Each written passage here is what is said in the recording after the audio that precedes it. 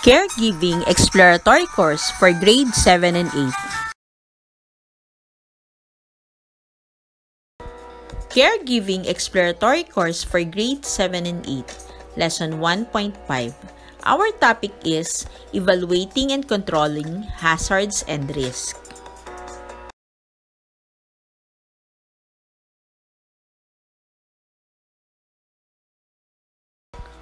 In this lesson, you will learn to follow occupational health and safety or OHS procedures in dealing with and for controlling hazards and risks, and establish organizational protocol in providing appropriate assistance in workplace emergencies. Evaluating and controlling hazards and risks. Once you recognize a hazard in the workplace, then you can proceed with the risk assessment. That is focusing on the risks that really matter in the workplace. Evaluating hazards and risks is the process of determining the level of risk created by the hazard and the likelihood of injury or illness occurring. Most of the time, simple measures can be done with no trouble to control risk. An example of this is making sure that the cabinet drawers are kept closed so that the people do not trip.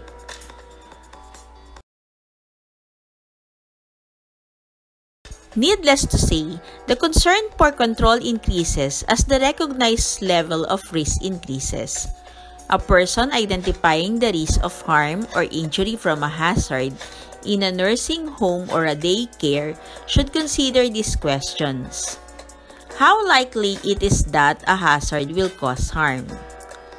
How serious that harm is likely to be? How often or how many workers are exposed?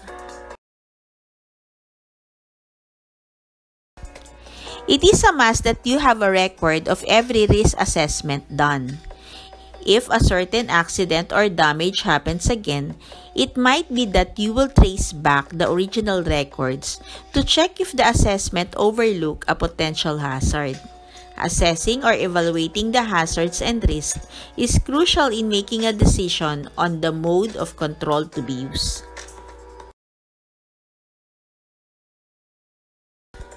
It is possible that workplace hazards can be controlled by a variety of methods. Of course, the very reason why hazards should be controlled is to prevent workers from being exposed to occupational hazards.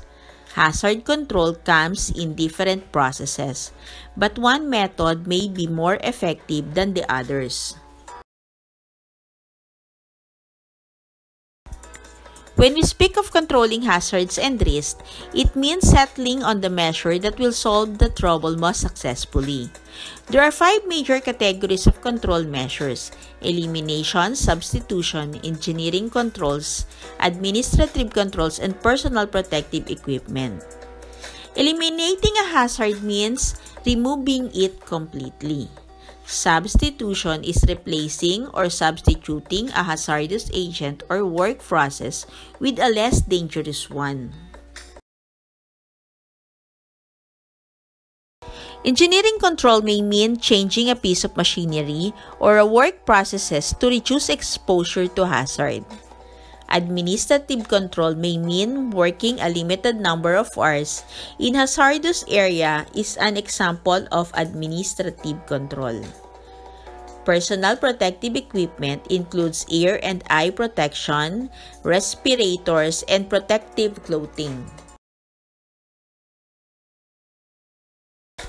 Obviously, the best method of controlling hazards and risks is through elimination. That is to take away or to get rid of the hazard. However, more often than not, it is not possible. So employers make use of any of the remaining control measures. The general rule is that the use of personal protective equipment or PPE should be the last alternative in controlling hazards and risks in the workplace. Although it is said that the best method of control measure is through elimination of hazards, a very good technique for a safe and healthy environment is through the utilization of a combination of methods.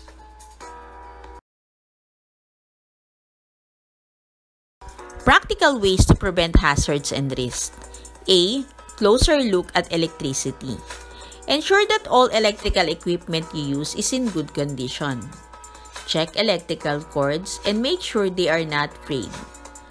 Dry your hands before attempting to use any electrical equipment. Do not attempt to change fuses unless you know what you are doing. Do not turn on all appliances at the same time just because you want to save time. Use of personal protective equipment. Caregivers should religiously abide by the following to prevent biological hazards from happening. First, wear a gown that is long enough to cover your clothing. Because the outside of the gown is considered contaminated, this should not be touched when it is removed. A gown that is wet is, of course, considered contaminated. A caregiver should wear a clean gown every client care. In case the gown is not available, aprons should be worn to mask clothing during client contact.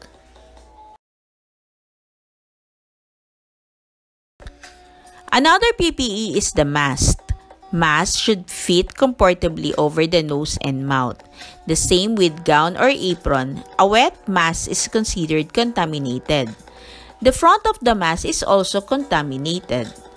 Mask should not be worn around the neck. For each client, a clean mask should be used. Another PPE is the gloves. It should be used when issue on contamination is present. Also, when a caregiver has open wound on the hands, it is a must that he or she use gloves. The outside of the glove should not be touched when removed as this is considered contaminated. Proper hand washing. As you touch people, tables, chairs, books, sinks, handrails, and other objects and surfaces, there is a possibility that you contaminate your hands. The germs that you have accumulated when touching things may be the means for you to get sick and spread illness to others. The importance of hand washing comes in.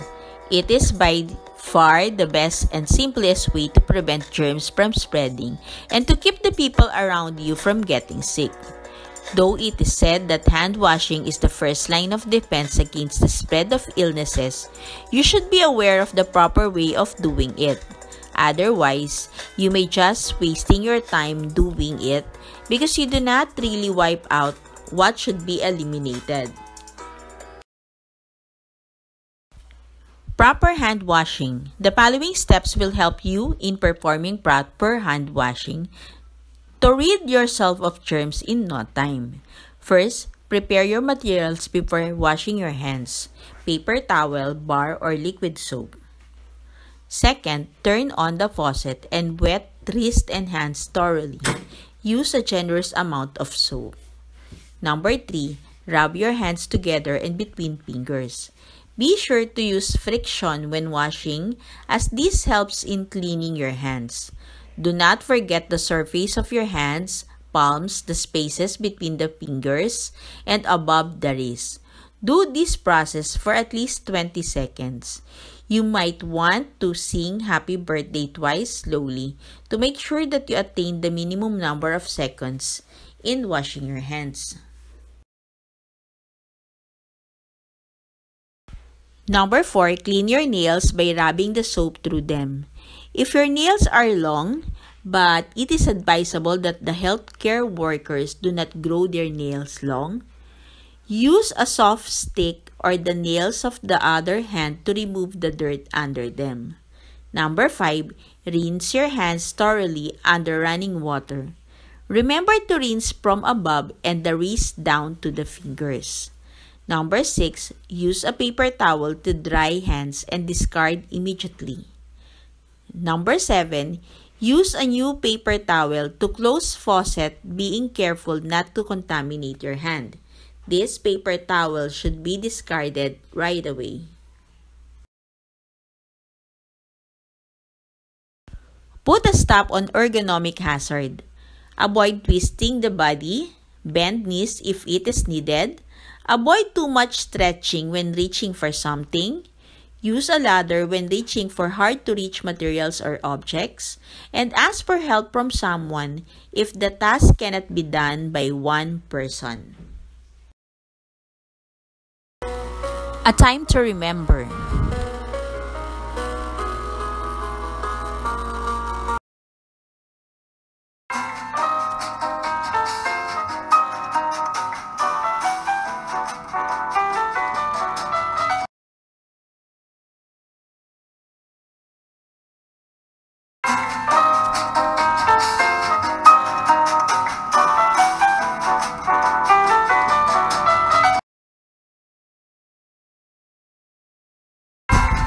This is Maylene Huliganga. Thank you for watching.